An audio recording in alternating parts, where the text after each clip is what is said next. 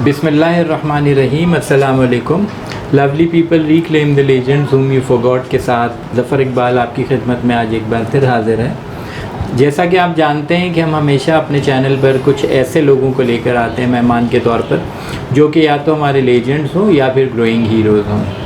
तो आज के जो हमारे मेहमान हैं वो एक ग्रोइंग हीरो हैं। ये पाक यूएस अलमनाई नेटवर्क के मेंबर भी हैं और इनके क्रेडिट पर और भी बहुत सारी ऐसी चीज़ें जिन्होंने इनको एक कामयाब इंसान के चलने के रास्ते पर लगा दिया है। उस गेस्ट का नाम है ज़ुहैब चन्ना।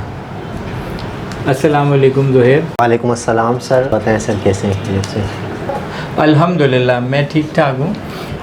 ज़ुहैब, मुझे आप ये बताइए कि आपका मुकम्मल नाम क्या है? सर सबसे पहले तो मैं आपका शुक्रिया अदा करना चाहूँगा कि आपने मुझे मौका दिया कि अपने बारे में कुछ शेयर करूँ आपके नाजरीन से और आपके चैनल के थ्रू लोग मुझे सुने, उसके लिए शुक्रिया। सर मेरा नाम ज़ुहैब अली चन्ना है। तो ज़ुहैब अली चन्ना ज़्यादा लंबा नाम हो जाता है, तो मैं आजकल ज़ुहैब चन्ना पे फोकस करके लोगों को बताता हूँ मेरा नाम ज़ुहैब चन्ना है। अच्छा, आप ज़ुहैब चन्ना पे इसको रोक देते हैं। अली का नाम बीच में से आप जी सर डॉक्यूमेंट्स में रहता है? डॉक्यूमेंट्स में रहता है। अच्छा, चन्ना एक बहुत मशहूर सरनेम है। बिल्कुल सर। और काफ़ी सारे ऐसे नाम हैं जो कि हम मुख्तलिफ़ फील्ड्स में देख रहे हैं जिन्होंने बहुत बड़े बड़े कारनामे अंजाम दिए।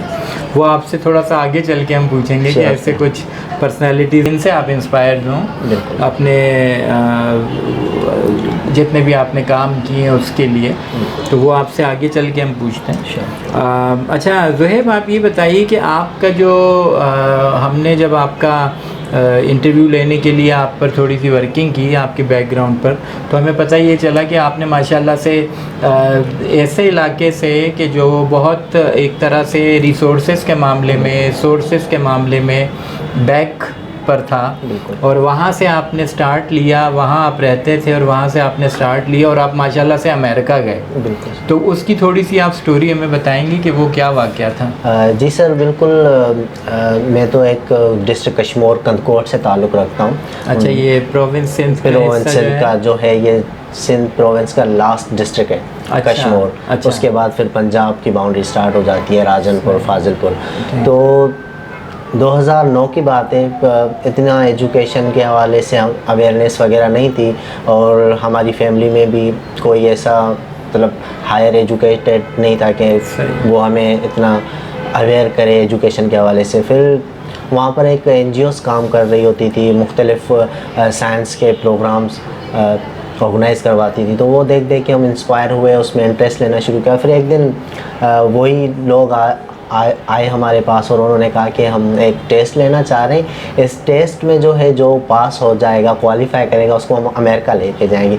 हम हंसना शुरू हो गए कि कौन अमेरिका लेके जाता है, क्योंकि उस 2009 की बात है और इतना मेच्योर भी हम नहीं थे कि इस बात को हम सीरियस लें। हमने कहा ऐसे ही घुमा के इस्लामाबाद लेके जाएंगे और कहेंगे, सीरियस नहीं थे। फिर अच्छा, अमेरिका का एक्सपोजर था माइंड में आपके कि अमेरिका कोई है, मुल्क है या? हाँ, इस तरह तो सर नॉलेज थी क्योंकि उस वक्त इलेक्शन हुए थे ताज़ा, उसमें न्यूज़ वगैरह भी हम सुनते थे तो बराक ओबामा का नाम आता था। तो ये इतना। अच्छा, आपको अमेरिकन कंट्रीज़ में America, United states of America लेकर जा रहे थे? जी जी ऐसा था? बिल्कुल ऐसा ही था। ठीक है। तो उसमें उन्होंने एक टेस्ट लिया हमारा सारे डिस्ट्रिक्ट का। उसमें तकरीबन सारे डिस्ट्रिक्ट से 55 या 60 तक स्टूडेंट्स थे, कैंडिडेट से, सेकेंडरी स्कूल के कैंडिडेट से जो 9th और 8th या मैट्रिक क्लास तक। तो उन्होंने वो टेस्ट लिया हमसे रिटन में। उसमें कुछ कंप्यूटर का ही पहले उन्होंने लिया, वो हमने क्वालिफाई किया। तो उन्होंने 35 स्टूडेंट्स को जो है शॉर्टलिस्ट किया।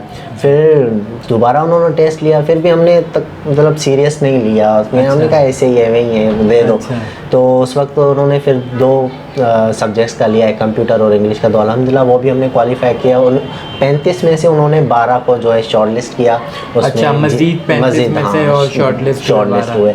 उसके बाद फिर उन्होंने हमारा तीसरा इंटरव्यू लिया, सक्खर हमें बुलवाया गया अपने पेरेंट्स के साथ। अच्छा। तो फिर हमें कुछ आसरा हुआ कि हाँ अब वाकई हम जाने वाले हैं, कुछ है, ऐसा कुछ है। तो फिर हमने सीरियस लिया। फिर इंटरव्यूज़ के कॉल्स के लिए हमने खुद को प्रिपेयर किया कि क्या चीज़ें हो सकती हैं मेंटली। फिर हम थोड़ा सोचने लगे कि हाँ आप रेडी हो गए।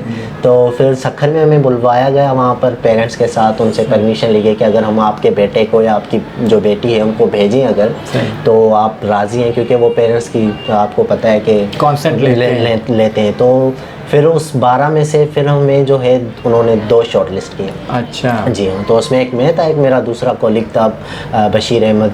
अच्छा, उस वक्त आप कौन सी क्लास में थे? उसमें सर मैं उस वक्त 9th में पास आउट करके मैट्रिक क्लास में आया था। तो अच्छा, आपके वो बियोलॉजी था आपके पास, कंप्यूटर था या साइंस सब्जेक्ट था सर? अच्छा जी जी, उसमें बियोलॉजी था, कंप्यूटर साइंस था। ठीक है, तो ये कौन सा इदारा था जो आपको, और प्रोग्राम कौन सा था? सर ये प्रोग्राम जो NGO चला रही थी उसका नाम था एडलिंक्स, लिंक्स टू लर्निंग।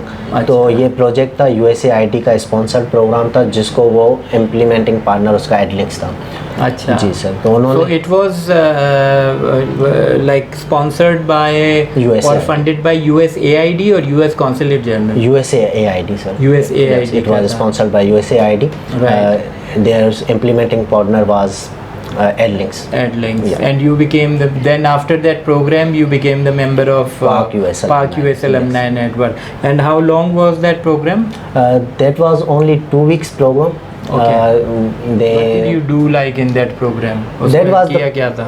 उसमें सर यही था कि कल्चरल एक्सचेंज प्रोग्राम था 2 वीक्स का, जिसमें हमें वहाँ का वाशिंगटन DC में जो भी उनके कल्चर्स आते हैं, एयर एंड स्पेस म्यूजियम उन्होंने हमें विज़िट करवाया, कैपिटल बिल्डिंग हमें विज़िट करवाई गई, और वहाँ के जो स्कूल्स थे, तो कल्चरल एक्सचेंज प्रोग्राम था जिसमें हमने बहुत कुछ सीखा और अपना कल्चर वहाँ पर दिखाया। तो 2 वीक्स तो कुछ चीज़ें ऐसी थी जो आपको वहाँ ऐसा लगा कि ये तो कॉमन है अमेरिकन्स में और पाकिस्तानीज़ में? जी सर, कॉमन तो फर्स्ट टाइम मेरा एक्सपोजर हुआ था अमेरिका जाने का। उसके बाद पहले तो मैंने कभी किसी फॉरेनर से पाकिस्तान में भी या कराची के लोगों से भी कभी नहीं मिला था। तो ये तो हमने डायरेक्ट फिर जाके अमेरिका में हुआ, तो बहुत सारी चीज़ें थी कॉमन। वहाँ पर पाकिस्तानी भी बहुत सारे हैं जो वहाँ काम कर रहे हैं और परमानेंट रेजिडेंट भी हैं वहाँ। इंडिविजुअल्स में कोई कॉमन चीज़ थी? जैसे अगर कोई एक अमेरिकन है और एक पाकिस्तानी, तो उनमें क्या चीज़ आपको ऐसी थी जो लग रहा था कि कॉमन है? डिफरेंसेस तो बहुत लोग निकाल लेते हैं, बिल्कुल। कॉमन आपको क्या लग रहा था? कॉमन सर वो फ्रेंडली हैं, और अगर हम पाकिस्तान की बात करते हैं कि मेहमान नवाज है, तो जो लोग हमसे मिले वो एज अ फ्रेंड होके मिले। जैसे यहाँ होता है ना, कोई हम एक दूसरे को देख लेते हैं, मुँह इधर उधर कर लेते हैं, तो वहाँ एटीट्यूड दिखा देते हैं कि पता नहीं कौन है, वो ऐसे कहते हैं कि देख रहा है, कोई कर्जा है क्या मेरे पास। तो वहाँ हम जब भी जाते थे, कोई लिफ्ट वगैरह होती थी तो कोई अजनबी बंदा आ भी जाता था या लड़की ख़वातीन भी होती थी, तो उसको अगर हमारी आंखें मिल जाती हैं ना, तो वो मुस्कुरा के स्माइल देते थे और हेलो हाय कर लेते। तो वो चीज़ मुझे अच्छी लगी कि हाँ मतलब अच्छा, तो वो खातून का स्माइल देना अच्छा लगा या वो नहीं, ओवरऑल सर सब अच्छा लगा। वो उनका नाजरीन, यही चीज़ अक्सर मैं शेयर करता भी रहता हूँ कि इंसानों के अंदर बहुत सारी चीज़ें ऐसी होती हैं जो कॉमन होती हैं, और कुछ तो कुदरत की बनाई हुई ऐसी चीज़ें कि जिनको हम हमेशा ही एक यूनिवर्सली हम उन्हें कॉमन कहेंगे। जैसे हंसना है, मुस्कुराना है, गम है, दुख है, खुशी है, तकलीफ़ है, ये सारी चीज़ें कॉमन होती हैं। तकलीफ़ हर इंसान को होती है, खुशी हर इंसान को होती है। तो इन चीज़ों से तो हम ये कह ही नहीं सकते कि कुछ ऐसा नहीं है जो कॉमन है। तो बहुत सारी चीज़ें ऐसी होती हैं जो कॉमन होती हैं। अच्छा ज़ोहेब, वो तो आपने सफ़र पूरा किया जी सर। उसके बाद आप यकीनन पुआन की एक्टिविटीज़ में भी शामिल रहते होंगे। जी जी। आपने इसके अलावा कुछ ऐसा अपनी लाइफ में किया कि जिससे आपको ऐसा लगा कि मेरी इसमें ये अचीवमेंट जो थी ऐसी थी कि जिस पे मैं फील करता हूँ कि yes I am proud of that? जी सर, एक तो ये स्कॉलरशिप लेना और अमेरिका जाना, ये तो प्राउड है बिल्कुल मेरे लिए, मेरी फैमिली के लिए। इस प्रोग्राम को ज्वाइन करने से पहले मुझे कोई एजुकेशन का कुछ नहीं था कि हाँ आगे भी कोई हायर एजुकेशन भी होती है। जब अमेरिका से वापस आए तो फिर माइंड जो है हम सोचने लगा कि अभी क्या करना है, लाइफ में कुछ अचीव करना है। तो सबसे पहले हमारे ख़ानदान में मेरे वालिद ने मुझे सपोर्ट किया हायर एजुकेशन के लिए। बैचलर डिग्री मैंने सिंध यूनिवर्सिटी से कर ली। उसके बाद जैसे जैसे वक्त गुजरता है तो अचीवमेंट्स के लिए, कामयाबी के लिए चीज़ें और ख्वाहिशें बढ़ती रहती हैं। तो अमेरिका के वापस आने के बाद फिर बैचलर करना, सब सारे ख़ानदान मेरे में से कोई भी नहीं है, सिर्फ मैं ही। अच्छा, आप सिंगल बैचलर हैं? सिंगल भी हैं, बैचलर भी हैं? दोनों ही हूँ। तो बैचलर डिग्री करना ये मेरे लिए एजाज़ की बात है। और क्योंकि मेरी फैमिली में अगर चाचा या मामू की तरफ देखें या कोई भी ऐसा नहीं था जिन्होंने हायर एजुकेशन। बिल्कुल। तो उसके बाद आपने मास्टर का नहीं सोचा? जी सर, मास्टर फिर बैचलर कंप्लीट किया, उसके बाद फिर प्रोफेशनल लाइफ स्टार्ट हो गई। तो इंशाल्लाह अभी प्लानिंग कर रहा हूँ कि अभी जो होंगी तो इंशाल्लाह उसमें। तो आपकी जो वो अमेरिका जाने वाली अचीवमेंट थी और फिर उसके बाद ग्रेजुएशन हुई, वो आपके लिए आपकी ऐसी अचीवमेंट थी जिस पर आप प्राउड फील करते हैं। अच्छा, आप ज़ुहैब मुझे ये बताएंगे कि आप जब काम कर रहे होते हैं, आप यकीनन प्रोफेशनली भी कहीं ना कहीं किसी इदारे के साथ आप एफिलिएट होंगे। इसके अलावा जो आपकी प्रोफेशनल लाइफ है 9 to 5 के अलावा, आप कोई वॉलंटियर वर्क करते हैं वॉलंटियरली किसी के साथ? जी सर, वॉलंटियरली तो अवेलेबल होते हैं पाक यूएस अलमनाई के अलावा भी मैं अपना फ्रीलांसिंग का काम कर रहा होता हूँ और डिजिटली अपनी सर्विस। फ्रीलांसिंग आपकी फ्री होती है या उसके पैसे लेते हैं? सर फ्रीलांसिंग के पैसे लेते हैं, पेड सर्विसेज अपनी। लेकिन वॉलंटियरली सर एनजीओज के साथ हम काम कर रहे हैं, जैसे वीमेन डेवलपमेंट फाउंडेशन पाकिस्तान हो गया, पाकिस्तान यूएस अलमनाई नेटवर्क हो गया, तो इनके साथ वॉलंटियर। अच्छा, वीमेन डेवलपमेंट फाउंडेशन पाकिस्तान के साथ तो आप जॉब भी कर रहे हैं? जी जी बिल्कुल। मैं नौजवान के प्रोग्राम को कर रहे थे, तो वो तो आपका पेड हो गया। इसके अलावा भी वीमेन डेवलपमेंट फाउंडेशन पाकिस्तान के प्रोजेक्ट्स में आप वॉलंटियरली भी सर्विसेज देते हैं? जी जी बिल्कुल। राशन ड्राइव वगैरह? आप तो आपने ये भी बता दिया कि आप वॉलंटियर वर्क भी करते हैं। जी सर। कितना टाइम दे देते हैं आप वॉलंटियर वर्क को? सर डिपेंड करता है, क्योंकि आप लाइफ जो है आपकी प्रोफेशनल स्टार्ट होती है तो 9 to 5 के बाद कोई दिन आ जाता है तो पूरा दिन भी हम दे देते हैं, कोई ऑफ मिल जाता है संडे के। कोई कमिटेड टाइम नहीं है? कमिटेड टाइम नहीं है, बिल्कुल। अच्छा, बेसिकली आप कंदकोट से हैं? जी बिल्कुल सर। कश्मीर का हिस्सा ही है? अच्छा, कश्मीर नहीं, हाँ कश्मीर सिंध प्रोविंस का ये शहर है। इट्स अ डिस्ट्रिक्ट कश्मीर है, उसका तालुका जो है कंदकोट। तालका कंदकोट है। हाँ, ये मुझे आज तक समझ में नहीं आया, डिस्ट्रिक्ट, तालका और डिवीज़न सोशल स्टडीज़ में पढ़ते थे बचपन में, लेकिन अभी तक मुझे समझ में नहीं आया। मुझे सिर्फ यही पता होता है कि हाँ ये शहर है, ये कस्बा है, ये गाँव है, दैट्स ऑल। अच्छा, आपकी फेवरेट हॉबी क्या है? सर फेवरेट हॉबी गेम खेलना सर। कौन से गेम? Mobile game. पहले तो वीडियो गेम खेलता था सर, कोई फ्री टाइम मिलता है तो। वो टोकन वाले जो वो टोकन डाल के? जी सर, वो पहले कभी हुआ करते थे। अच्छा। उस वक्त तो हॉबी नहीं थी, ऐसे पता नहीं था कि ये हॉबी है। वो तो घर से भाग के खेलते थे। इतने पुराने हैं आप? हैं बिल्कुल तो अभी मोबाइल पे गेम्स वगैरह खेलते हैं और कुछ टाइम मिल जाता है तो कुछ ब्राउजिंग कर ले। उसके लिए इंटरनेट सफरिंग करना, अपना यूट्यूब एक चैनल बनाया हुआ है। अच्छा। तो उसके लिए डेटा देखना कौन सा टॉपिक मुझे अच्छा है। तो सर आजकल जैसे पबजी वगैरह चले, पबजी मैंने आज तक नहीं खेली, नाम सुना है, ऐसा उसको रिलेट कर रहा हूँ। कैंडी क्रश हो गया, लूडो गेम हो गया, तो ये कहते हैं कि अदूगिन वाली गेम। कौन सी? अदूगिन। वो कच कच वो ना? बिल्कुल। वो गेम्स इस तरह के गेम्स हुआ करते थे कि वो आपको एक बार उसका एक एडिक्शन हो जाती थी, जैसे आजकल हम देखते हैं बच्चों को जो पबजी खेल रहे होते हैं, इसी तरह की वो एडिक्शन होती थी। और अगर आपके पास 50 रुपये पड़े और 5 रुपये का उसका टोकन है तो वो 50 रुपये के 10 टोकन लेकर वो उसमें डाले जाते थे और खेला जाता था। ज़ुहैब, आप मुझे ये बताइए कि आप गेमिंग का तो आपने बताया कि आपकी हॉबी जो है वो गेमिंग वगैरह है। आप गेम्स के अलावा स्पोर्ट्स में आपकी जो क्रिकेट है, हॉकी वगैरह है, फुटबॉल, उसमें दिलचस्पी है? रेसलिंग वगैरह में या बॉक्सिंग में?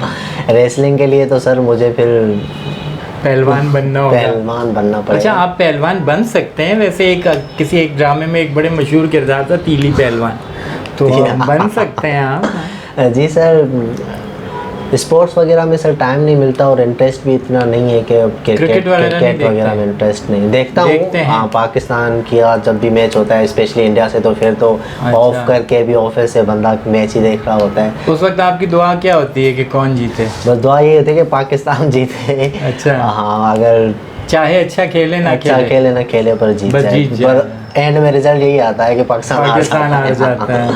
आपका फेवरेट क्रिकेटर कौन है? सर फेवरेट क्रिकेटर शायद अफरीदी था, अब तो रिटायर हो गया।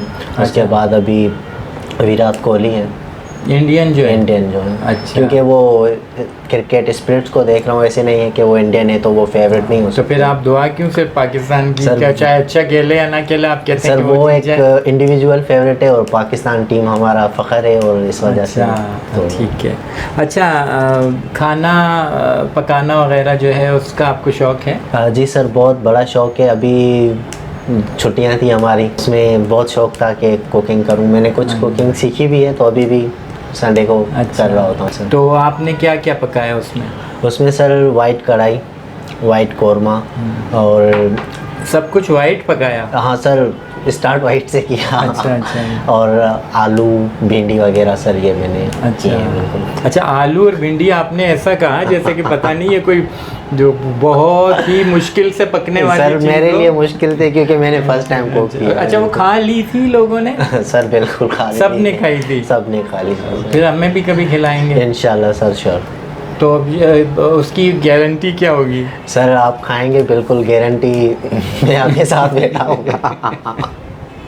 अच्छा खाने में आपको क्या पसंद है खुद? खाने में सर जो हम सिंधी बिरयानी कहते हैं, वो अच्छा। ज़्यादा पसंद है। अच्छा। चिकन पसंद है, और स्पेशली जो है फ्राइड फिश अच्छा। और फ्राइड बैंगन। अच्छा बैंगन फ्राइड अच्छे लगते ये हैं? अच्छे लगते हैं। ग्रेट है।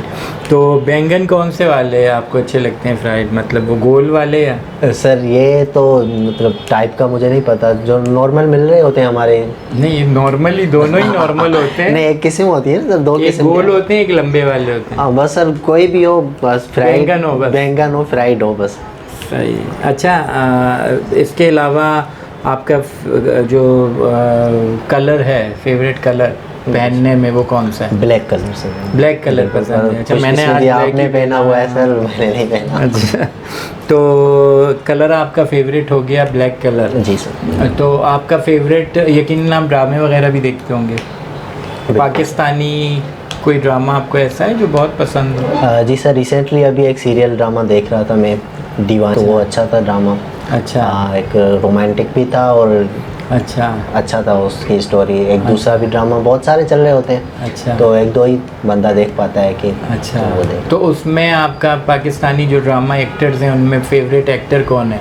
फेवरेट एक्टर सर उसमें दानिश तैमूर, अच्छा हुमायूं सईद, दो ही आजकल मतलब ज़्यादा। अच्छा और मेरे पास तुम हो मेरे वाले पास जो- तो हो सर। अच्छा और favourite actress? Favourite actress sir जो मेरे पास तुम में हो, जो एक्ट्रेस थी उसका नाम मुझे आयज़ा खान? आयज़ा खान सर। दानिश तैमूर की जो दानिश वाइफ तैमूर है की वाइफ बहुत बहुत ज़बरदस्त एक्ट्रेस है, बहुत ज़बरदस्त एक्ट्रेस।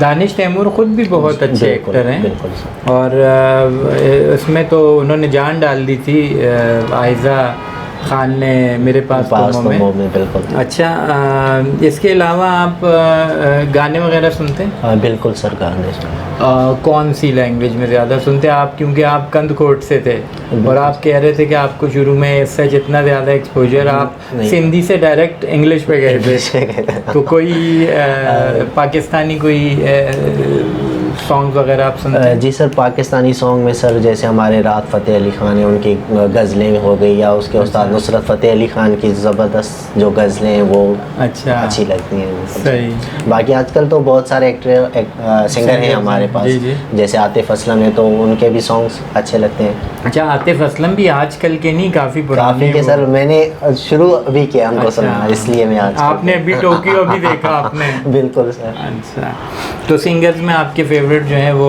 राहत फ़तेह अली ख़ान और नुसरत फ़तेह अली ख़ान और आतिफ असलम है। फेवरेट सिंगर जो फीमेल सिंगर्स हैं उनमें कौन पसंद है? फीमेल में सर आयमा बेग हो गई। अच्छा। उसके अलावा मोमिना मुहसिन, मोमिना मुस्तहसन। मोमिना मुस्तहसन। अच्छा ये आपकी फेवरेट सिंगर? अच्छा मोमिना मुस्तहसन का या आयमा बेग का कोई गाना अच्छा लगता है आपको, कोई फेवरेट गाना? बिल्कुल सर, अभी कोक स्टूडियो में मोमिना ने अच्छे सॉन्ग उसमें किए हैं, तो अच्छा। उनके सॉन्ग अच्छे लगते हैं। और आयमा बेग? आयमा बेग का सर बहुत सारे सॉन्ग्स हैं, याद नहीं आ रहा। कोई एक आध आप सुनाएंगे हमें, कोई अच्छा सा उनका कोई सॉन्ग? सर मेरा आवाज़ इतना अच्छा नहीं तो मैं आपको सारा सॉन्ग सुना दे। अच्छा, ये वैसे बहुत, मैं पहले भी अपने एक प्रोग्राम में मैंने कहा था कि हमारे बड़े सिंगर जितने भी हैं ना, उनका ये अंदाज़ होता है, स्टाइल होता है कि वो कहते, उनसे जब कहा जाता है कि आप थोड़ा सा हमें सुनाइए, गुनगुनाइए, तो कहते हैं हमारा गला ख़राब है। तो ये तो एक बड़े सिंगर की आदत होती है, तो ये आपकी एक आदत है। सर मैं सिंगर नहीं हूँ सर, काश होता सर। अच्छा, काश होते हैं। अच्छा, तो मतलब सिंगिंग के लिए चले, हम आपको मजबूर नहीं करते, लेकिन आपने जैसे कहा कि सिंगर्स में आपको आयम्मा बेग ने अभी पिछले दिनों एक बहुत अच्छा परफॉर्मेंस दिया था, लेकिन वो बदकिस्मती से वो मूवी इतनी ज़्यादा, जिस मूवी में उन्होंने प्लेबैक किया था वो मूवी नहीं आ सकी। कंगना नाम से मेरे ख्याल से थी, इन्हीं की कमर साहब की मूवी थी, राइट, रेटेड उन पे था, और जो फिल्माया हुआ था वो उस पर नीलम मुनीर पे था, ख्वाबों में जब मैं पाकिस्तान गई है, बहुत अच्छा सॉन्ग था। बिल्कुल सर। तो वाकई आयम्मा बेग की बहुत अच्छी आवाज़ है। अच्छा, आप किसी से इंस्पायर हैं, किसी पर्सनालिटी से, या कोई ऐसा इंडिविजुअल जिससे आप सोचते हैं कि हाँ ये मेरी लाइफ में मेरा इसने बहुत इम्पोर्टेंट रोल अदा किया है, पेरेंट्स के अलावा? क्योंकि पेरेंट्स जो हैं वो तो एक नेचुरल, हम उनको तो बिल्कुल ही अलग ही रखते हैं। बिल्कुल, वो तो सर है ही, वो तो एक अंडरस्टूड सी बात। बिल्कुल सर। टीचर्स हैं हमारे सर, जब हम प्राइमरी में थे या सेकेंडरी स्कूल में आए थे हम एजुकेशन में, तो हमारे टीचर थे सर हेमंत कुमार। उन्होंने अच्छा। बहुत हमें इंस्पायर किया एजुकेशन के हवाले से और लाइफ में कुछ अचीव करने से। तो स्टेप जैसे हम लाइफ में आगे आते हैं तो बहुत सारी ऐसी पर्सनालिटीज़ हमें मुख्तलिफ स्टेजेस पे मिलती हैं, तो वो हमारी इंस्पिरेशन बन हेमंत कुमार। अच्छा, ये क्या सब्जेक्ट पढ़ाते थे? ये हमें सर इंग्लिश पढ़ाते थे और मैथमेटिक्स पढ़ाते थे। अच्छा, एक बिल्कुल खुश्क सब्जेक्ट और एक बड़ा गीला वाला इंग्लिश का, बिल्कुल लैंग्वेज का सब्जेक्ट। तो उनके आपको, आप समझते हैं कि वो आपके लिए इंस्पिरेशन थे? वैसे आइडियल जैसे आप कहते हैं कि जो आप सोचते हैं कि हमें तो ये इस तक मैंने पहुंचना है, इस लेवल को मैंने टच करना है। जी सर, आजकल मैंने कुछ कोर्सेज भी किए हैं, तो आजकल पाकिस्तान में एक ज़बरदस्त पर्सनालिटी के मालिक हैं हिशाम सरवर। अच्छा। जो फ्रीलांसिंग करवाते हैं, उनसे बहुत इंस्पायर हुआ हूँ डिजिटली। अच्छा, बिल्कुल, उनको नाम सुना होगा सबने, इतनी बड़ी पर्सनालिटी और इतना बड़ा नाम है पाकिस्तान का। तो उन्हें आप फॉलो करते हैं? बिल्कुल सर, उनके जो नए वीडियोस आते हैं, जो उनका पेज लाइक किया हुआ है, उनके एक अपडेट जैसे होती है, तो वो उसके ज़बरदस्त कोट्स होते हैं जो बंदे को कभी गिव अप करने नहीं देते। अच्छा, तो उससे ज़्यादा इंस्पिरेशन मिलती है लाइफ में कुछ अचीव करने के लिए। राइट। तो कम्युनिटी के लिए आपने कुछ अलग से किया? कम्युनिटी में इंडिविजुअली अभी तक नहीं किया, मगर मेरा एक ख्वाब है कि कुछ टाइम के बाद एक अपनी एनजीओस बनाऊं जिसमें मैं कम्युनिटी के लिए कुछ ना कुछ कर सकूं। वाकई एनजीओस करती हैं कम्युनिटी के लिए कुछ? सर मैं कुछ मतलब, हाँ बिल्कुल, कुछ से हटके जो जेन्युइन करना चाहती हैं कम्युनिटी के, वो बिल्कुल कर रही हैं। अगर जो ना करने वालों तो वो तो अलग एक बात हो जाती है। अगर आप दिल से किसी की खिदमत करना चाह रहे हैं तो NGO is very good platform to serve community. और आई थिंक ये पैरेलल चलते हैं, एनजीओस भी और गवर्नमेंट के जो ऑर्गेनाइजेशंस हैं वो भी, नॉन गवर्नमेंट और गवर्नमेंट पैरेलल चल रहे होते हैं। बहुत सारी एक्टिविटीज़ ऐसी होती हैं नाज़रीन जो कि शायद गवर्नमेंट विदाउट एनजीओस कर ही नहीं सकती, उनको बहुत उसके लिए मुश्किल होती है, जिसमें वो फिर सपोर्ट ले रहे होते हैं एनजीओस की। बहुत सारी एक्टिविटीज़ ऐसी होती हैं। तो ज़ुहैब, आपने ये बहुत अच्छी बात बताई कि आप जो है एक अपनी एनजीओ बनाना चाहते हैं, और फिर इंशाअल्लाह ताला आपकी खदमात एनजीओ में भी हम देखेंगे। ज़ुहैब, आपसे शुरू में बात हुई आपके नाम के, आपके सर नेम पर, चन्ना पर। जी जी सर। कोई इंस्पिरेशन आपकी चन्नाज में कोई इंस्पिरेशन है? बिल्कुल सर, हमारी मेहताब अकबर राशिदी साहिबा है, वो हमारी इंस्पिरेशन है और हमारा प्राउड है चन्ना फैमिली के। अच्छा, महताब चन्ना थी ना वो पहले?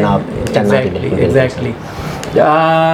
नाजरीन, महताब अकबर राशिदी या महताब चन्ना जो है वो उन लेजेंड्स में से हैं कि जो शायद रियली, ज़ुहैब ने सही कहा कि किसी के लिए भी एक बहुत बड़ा एक रोल मॉडल है पाकिस्तान में। और उनको फॉलो करने से उनकी, मेरे ख्याल से उनका सिर्फ फॉलो करना ही एक बहुत बड़ी एनकरेजमेंट है जो कि हमारी आजकल की यूथ को कामयाबी के लिए आगे लेकर जा सकती है। And Zuhaib, you are proud of it कि आप चन्ना फैमिली से ताल्लुक़ रखते हैं? बिल्कुल सर, प्राउड हूँ। ज़ुहैब, आपका कोई मैसेज है यूथ के लिए या बड़ों के लिए या बच्चों के लिए, इंटरनेशनली जो आपको देख रहे हैं उनके लिए? सर, यूथ के लिए यही है कि लाइफ में अच्छा सोचें और उसको हासिल करें। लाइफ में कुछ गोल सेट करें, उस गोल्स को पूरा करने के लिए जद्दोजहद करें, कभी गिव अप ना करें। यही मैसेज देना चाहूँगा मैं यूथ को सर। आपने बहुत ज़बरदस्त मैसेज दिया Zuhaib, thank you so much Zuhaib. आपका बहुत बहुत शुक्रिया ज़ुहैब, आज आप हमारे चैनल पर हमारे इस प्रोग्राम में आए। आपने जैसे यूट्यूब का भी बताया, तो नाजरीन ज़ुहैब का भी अपना एक चैनल इन्होंने जैसे कहा कि स्टार्ट किया है चार्ट बस्टर्स के नाम से, मिस्टर चार्ट बस्टर्स के नाम से, जिसमें वो मुख्तलिफ टिप्स बताते हैं। अभी इतने कामयाब तो नहीं हुए उसमें, लेकिन इंशाल्लाह आपके व्यूज़ और आपके लाइक्स और आपकी शेयरिंग और आपकी सब्सक्रिप्शन से ही उनको कामयाबी मिलेगी। वो क्योंकि एक मोटिवेशन का ज़रिया है इस वक्त यूथ के लिए भी। तो आप इनकी स्टोरी को, इनकी सक्सेस स्टोरी को देखते हुए आप मज़ीद आगे जा सकते हैं, कामयाबी हासिल कर सकते हैं। आपके अगर कोई कमेंट्स हों, कोई क्वेश्चन हो जो आप एक्सचेंज प्रोग्राम के हवाले से भी अगर पूछना चाहें, जिससे जिसका कंसर्न जो है वो ज़ुहैब अली चन्ना से है, तो वो भी आप क्वेश्चन कमेंट में कर सकते हैं। और अगर ज़ुहैब से आप बात करना चाहते हैं तो वो भी आप हमें कमेंट में इनबॉक्स कर सकते हैं। और हम कोशिश करेंगे कि ज़ुहैब से रब्ता करके और आपसे उनकी उस क्वेरी को आपके लिए सॉल्व करवाया जाए। ज़ुहैब, थैंक यू अगेन, बहुत बहुत शुक्रिया दोबारा से हमारे चैनल पर आने का। नाजरीन, हम मिसेस सबीहा शाह के बहुत मशहूर हैं कि जो हमेशा हमें वेन्यू के मामले में स्पॉन्सर करती हैं और सपोर्ट करती हैं। Thank you so much Sabiha आपा, बहुत बहुत शुक्रिया ज़ुहैब हमारे चैनल पर आने का। नाजरीन, अगली बार फिर किसी और ग्रोइंग हीरो या लेजेंड के साथ हम अपने चैनल पर आपके सामने हाजिर होंगे। चैनल का नाम तो आपको याद है, lovely people reclaim your legends whom you forgot. इसको अगर आपको आज का इंटरव्यू अच्छा लगा तो लाइक कीजिए, अगर आपको इंटरव्यू बहुत अच्छा लगा तो इसको शेयर भी कीजिए, और अगर बहुत ही ज़्यादा अच्छा लगा तो सब्सक्राइब भी कर लीजिएगा। और ये सारी चीज़ें इसलिए करें ताकि आपको गाए बगाए हमारे चैनल पर आने वाली एक्टिविटीज़ का पता चलता रहे। आपका बहुत बहुत शुक्रिया, आपने इतना टाइम निकाला और हमारे इस प्रोग्राम को देखा। Lovely people reclaim your legends whom you forgot के साथ अगली बार फिर आपकी खिदमत में हाजिर होंगे। के लिए मुझे इजाज़त दीजिए। अस्सलाम वालेकुम, खुदा हाफिज़, पाकिस्तान जिंदाबाद।